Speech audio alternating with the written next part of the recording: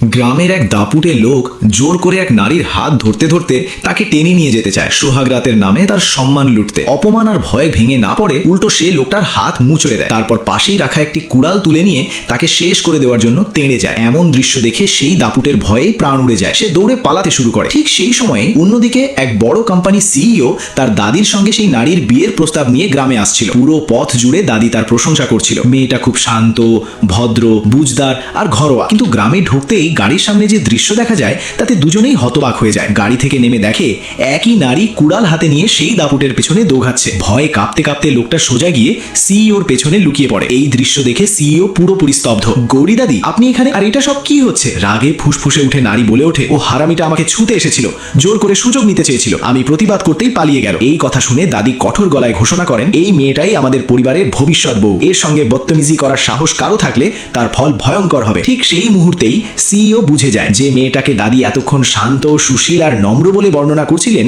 সে আসলে এই কুড়াল হাতে দাঁড়িয়ে থাকা ভয়ডরহীন শক্তিশালী নারী।